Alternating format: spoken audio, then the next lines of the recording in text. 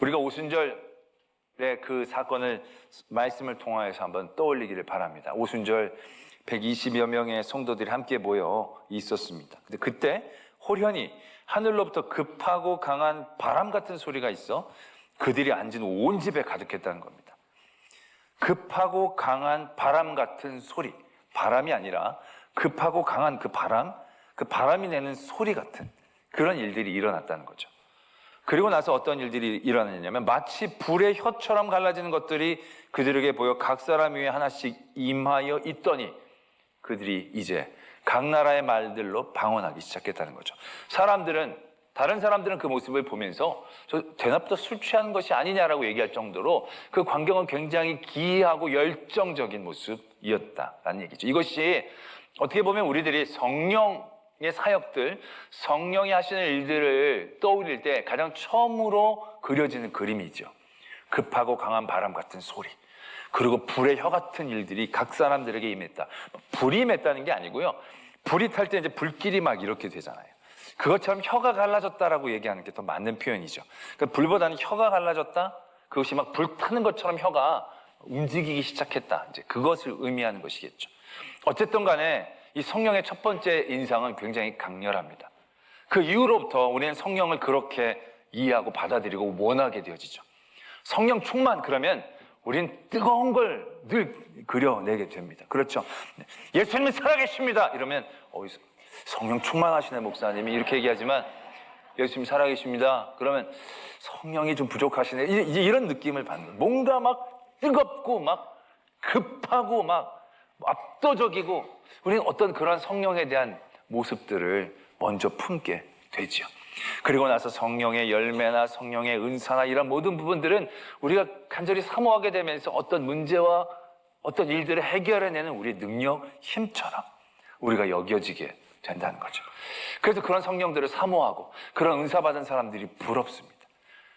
그렇고 그렇지 못하고 그런 것들을 받지 못할 때 우리는 왠지 모를 약간의 영적인 열등감들 우리가 갖게 되는 것을 경험하게 되죠.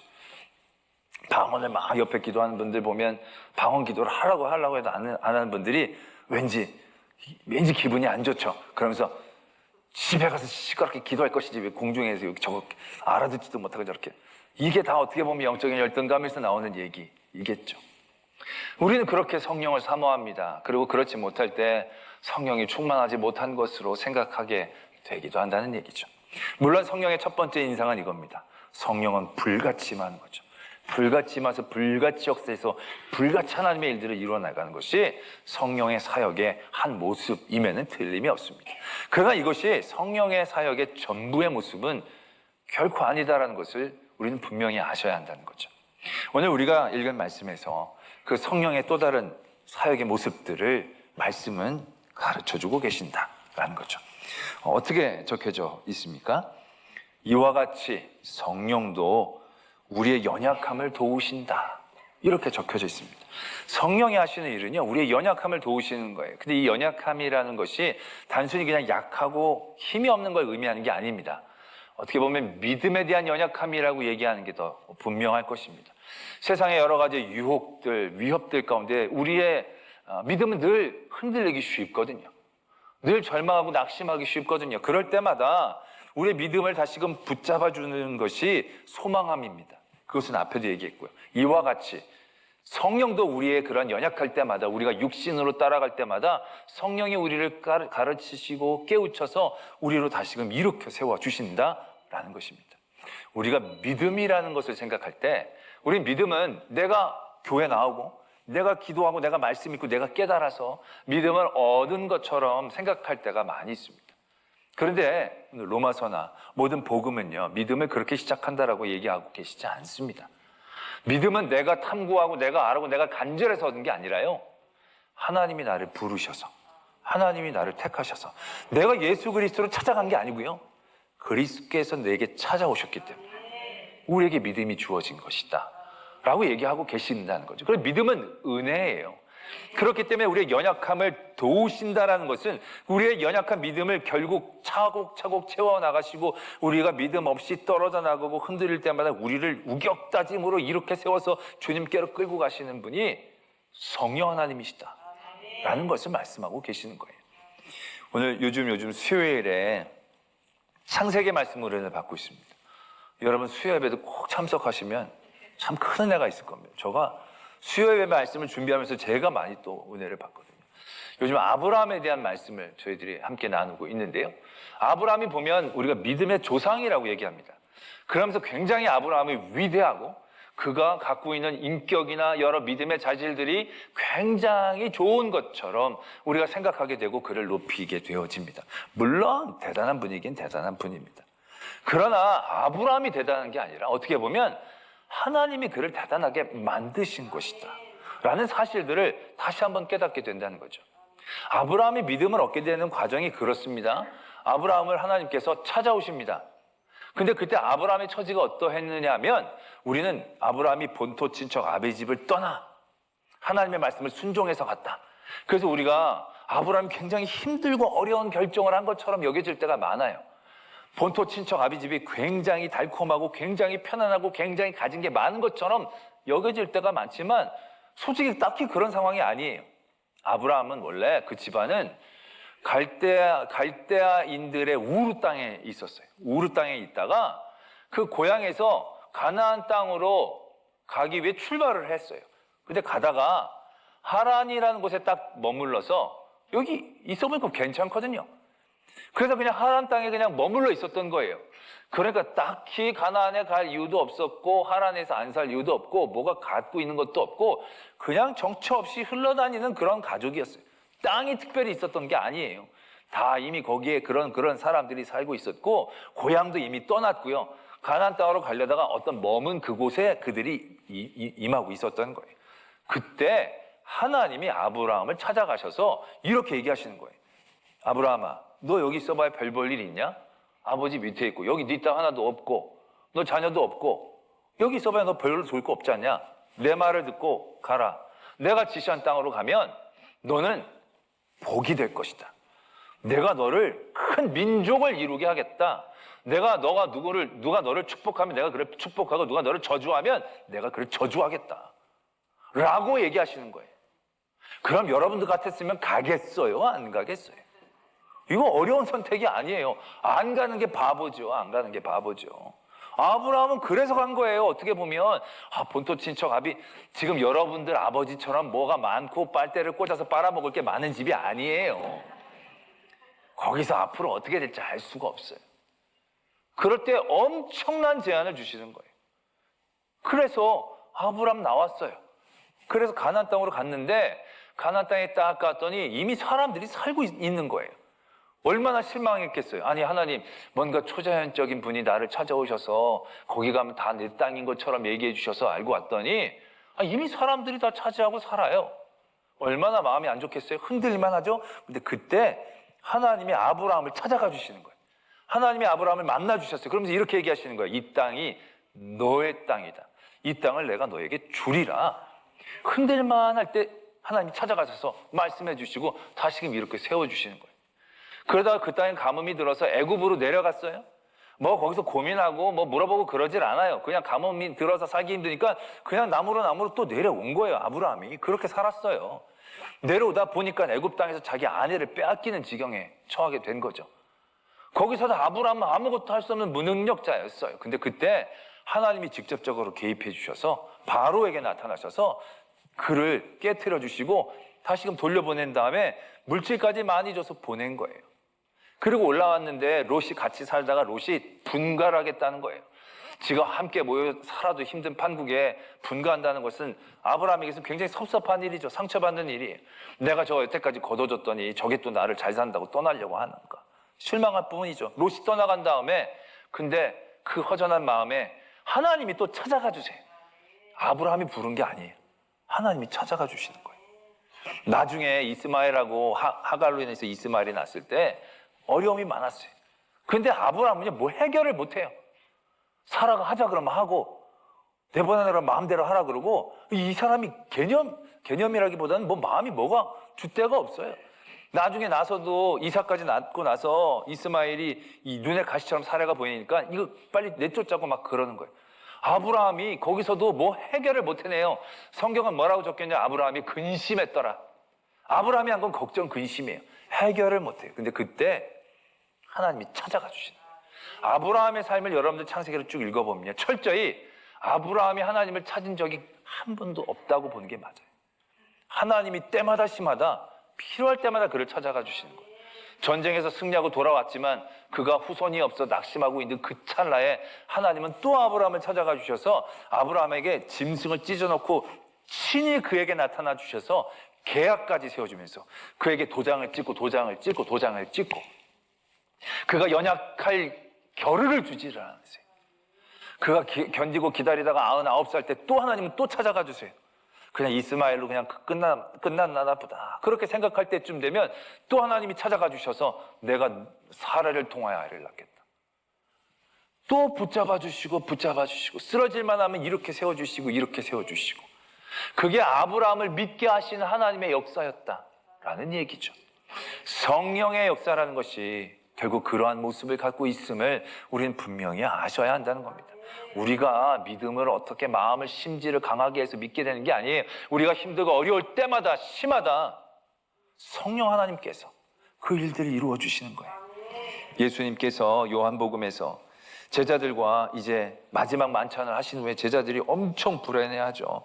아니 이제 예수님 이제 떠나가시면 이제 어떡하냐고, 이제 우리는 누구랑 같이 있냐고.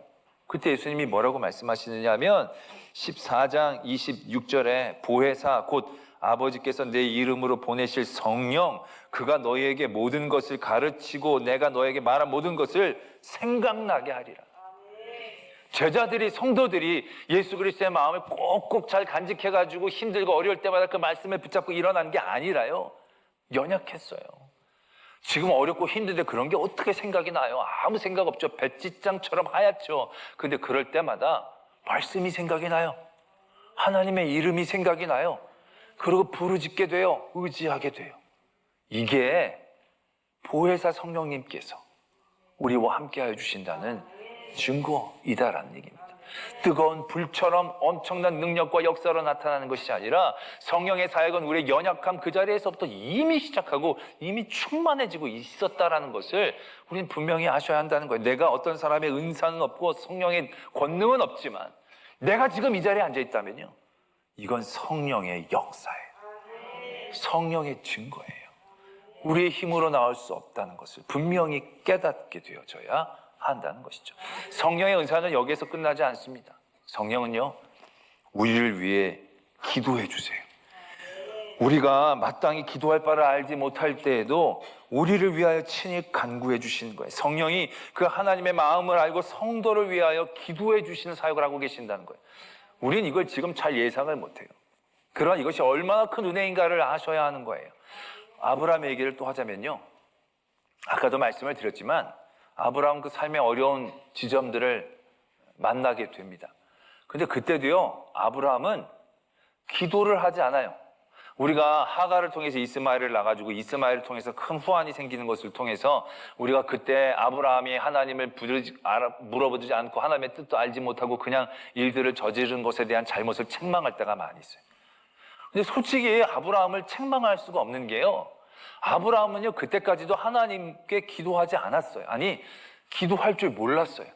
기도하는 자리를 허락받지 못했다라고 얘기한 게 더 정확할 거예요. 애굽에 끌려갔을 때도요, 그 위기를 알았어요. 근데 그때 아브라함이 하나님 내 아내를 찾게 해주세요, 기도하지를 못했어요. 그게 얼마나 마음이 아프고 답답했겠어요. 그러나 그럼에도 불구하고 감히 그 자신의 일들을 가지고 하나님 앞에 기도하는 자리를 얻지 못했다는 거예요. 근데 그때 하나님이 역사하시고 개입하셔서 아내를 돌려주시는 거예요. 마땅히 빌 바를 알지 못할 때 하나님께서 그 아브라함의 마음을 하시고 그 일들을 간구하시고 친히 이루어 주시는 거예요.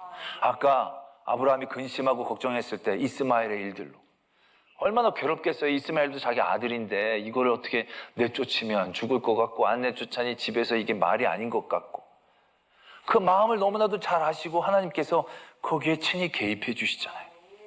아브라함이 하나님 이 일을 어떻게 하면 좋겠습니까? 어떻게 좀 해결해 주십시오. 기도한 게 아니에요. 기도할 줄 몰랐어요. 기도하는 은혜와 축복을 아직 누리지 못한 가운데 있었던 거죠. 근데 그때도 하나님께서는 친히 빌 바를 알고 간구해 주신 거죠. 그 마음의 고통을 아시고 걱정하지 마라. 내보내. 네가 키우는 게 아니라 내가 키울 거야. 내가 그로 12지파의 12민족의 아버지가 되게 할 거야. 걱정하지 말고 내보내라. 하나님께서 그 빌바와 할 바를 알려주시고 개입해 주시는 그런 역사를 나타내주고 계신다라는 얘기죠. 마찬가지입니다. 우리가 기도하는 모든 자리에서 내가 기도한 것 같지만요, 솔직히 우리 기도를 성령님께서 하고 계신다라는 사실들을 알고 계셔야 돼요. 우리가 그래서 기도할 때 그런 걱정 많이 하잖아요. 이거 내가 욕심으로 드려지는 기도면 어떡할까? 근데 여러분들 그거는 너무 기우예요. 그렇게 걱정하실 필요가 없어요. 그냥 욕심이건 말건 간에 기도할 마음과 기도할 자리와 기도할 여러분들의 중심이 있다는 건 복인 거예요. 욕심이건 자식건 간에 그걸 우리가 어떻게 구별을 해요? 그런 자리에서 무조건 기도를 하셔야 돼요. 그때 성령님이 우리를 도우세요. 마땅히 할 바를 알지 못하는 우리에게, 어떤 것이 우리에게 중요한 것인지 알지 못하는 우리에게 성령은 하나님의 마음을 아셔서 그 하나님의 마음으로 우리를 위하여 간구해 주신다는 거예요.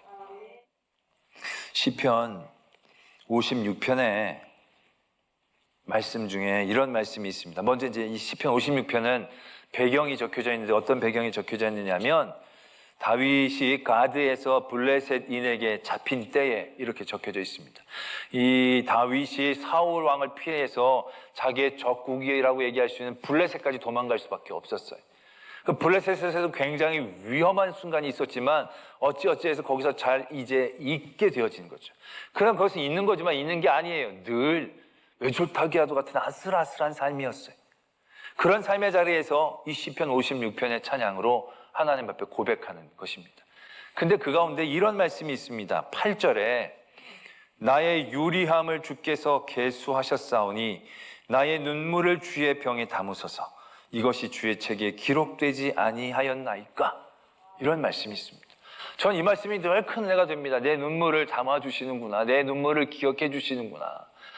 근데 이 말씀을 은혜를 받다가도 물음표를 가질 때가 있습니다.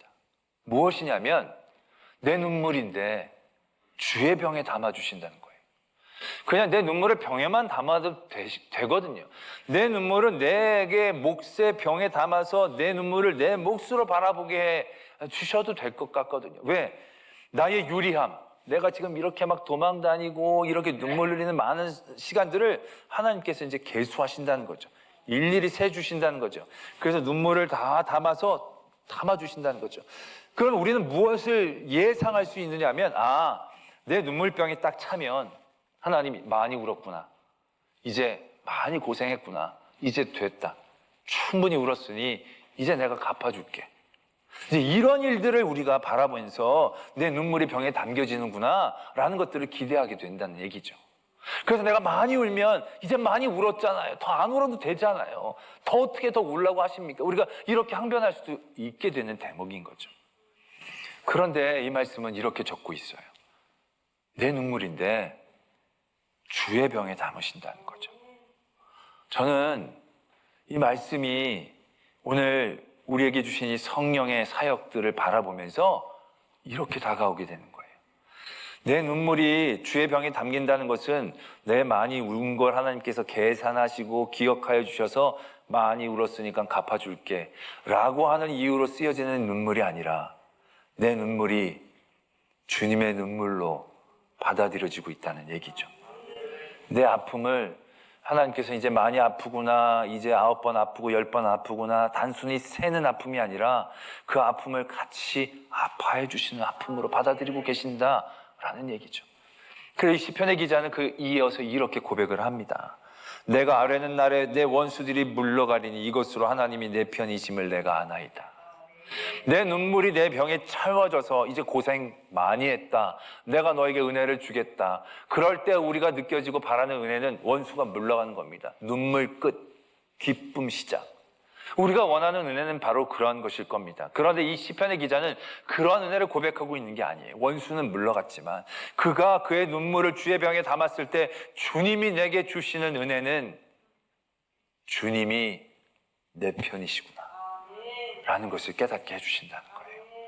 주님이 내 눈물을 닦아주시고 내 울리를 멈추게 해주시고 이제 기쁜 일들로 내 원수의 앞에서 내게 상을 베풀어 주시는 그러한 하나님이심을 우리는 바라게 되지만, 이 시편의 기자가 고백하는 하나님의 은혜는 하나님의 원수를 물려쳐 주신 하나님이 아니라 내 편이 되신 하나님이구나 라고 생각하고 계신다는 거죠. 그것을 깨닫는 것이 성령으로 통하여 우리가 얻게 되어지는 놀라운 은혜이다라는 것입니다. 여러분, 눈물 흘릴 때 눈물 닦아주면 좋죠. 눈물 흘릴 일들이 멈춰지면 좋죠. 내가 애들 문제로 막 울었어요. 애들이 잘 됐어요. 울 일이 없겠죠. 우리가 바라는 건 그거겠죠. 근데 여러분, 우는 일이 멈추면 또 다른 우는 일이 생기는 거예요. 눈물을 닦으면 눈물이 닦여질 뿐이지 눈물이 없어지는 걸 의미하는 게 아니에요. 그런데 하나님, 성령 하나님께서는 그 눈물을 닦아주시고 눈물이 생겨날 일들을 멈추게 하는 게 아니라 그 눈물을 같이 울어주신다는 거예요. 그리고 그 가운데에서 내 편이심을 알게 해주신다는 거예요. 이건 앞으로 내가 또 다른 이렇게 울 일을 만난다 할지라도 그 우는 가운데 나 혼자 우는 것이 아니다라는 사실들을 깨닫게 하는 거예요. 그 다음에 같이 울 때는 우리의 눈물의 느낌이 달라지게 되는 거죠. 그래서 예수님이 이렇게 말씀하시는 거예요. 예수님께서 요한복음에 보혜사 곧 아버지께서 내 이름으로 보내실 성령, 그가 너에게 모든 것을 가르치고 내가 너에게 모든 것을 생각나게 하리라. 그 다음에 뭐라고 적혀져 있습니까? 평안을 너에게 끼치노니 곧 나의 평안을 너에게 주노라. 내가 너에게 주는 것은 세상이 주는 것 같지 아니하니라. 근심하지 말라, 두려워하지 말라. 우리의 삶의 자리에서는요, 눈물을 흘릴 일들이 끊이지 않을 겁니다. 왜? 세상은 우리를 늘 흔들고 유혹하려고 할 테니까요. 그럴 때마다 눈물을 닦는 일에만 급급했다라고 한다면 우리는 닦다 볼 일 다 볼 겁니다. 그러나 성령 하나님은 그 자리에서 우리에게 격이 다른, 차원이 다른 평안을 주고 계신다는 거죠. 내 눈물을 닦아주신 게 아니에요. 그러나 나보다도 나를 위해 더 많이 울어주신 예수 그리스도의 눈물, 나와 공감해 주신 예수 그리스도의 사랑, 나 때문에 당하신 그 고통, 그 고통을 생각할 때 우리는 우리의 삶의 자리에서 세상이 줄 수 없는 놀라운 위로를 얻는 거예요. 내 눈물이, 내 고통이 예수 그리스도의 고통과 눈물에 덮이는 거예요. 그리고 그분과 함께 있는 것에 기쁨과 감사함이 내 안에 충만한 거예요. 내가 그리스도와 함께 죽고 내가 그리스도와 함께 살리라. 사도 바울도 예수 그리스도께서 그를 위하여 당하신 모든 고통과 고난에 대하여 그가 바라볼 수 있었을 때, 그가 예수 그리스도를 위하여 당하는 모든 고통과 고난들을 훌쩍 뛰어넘을 수 있었던 거예요. 그가 고통과 고난을 피해가면서 쉽게 늘 승리하면서 사역한 게 아니에요. 얼마나 많은 고통과 고난이 그의 사역 가운데 있었습니까? 그러나 그럼에도 불구하고 그의 모든 말씀 가운데서 그의 고통과 고난은 그에게 큰 영향력을 주지 않습니다. 오히려 그 일들을 통하여 예수 그리스도와 나와 함께하여 주심을 더 깊이 누리고 기뻐하며 감사할 수 있는 신앙의 모습 가운데 있었다는 얘기죠. 그게 성령 하나님의 사역이십니다. 그래서 성령은 불이고 성령은 눈물입니다. 우리가 불을 받을 때도 성령 충만이지만 불도 없고 능력도 없고 은사도 없을 때 우리는 웁니다. 근데 울 때 우리는 성령 충만함을 얻은 것입니다. 우리의 그 연약함의 자리에서, 마땅히 기도조차도 할 수 없는 그러한 절망의 자리에서도 우리를 공감하시고 말할 수 없는 탄식으로 우리를 위해 기도하시는 그 성령님, 그분이 계시기에 우리가 지금 여기에 있는 것이고, 우리가 여기에 있다는 것은 그런 성령으로 충만한 은혜를 누리고 있다라는 증거임을 늘 잊지 않는 저와 여러분들이 되어지기를 소망합니다.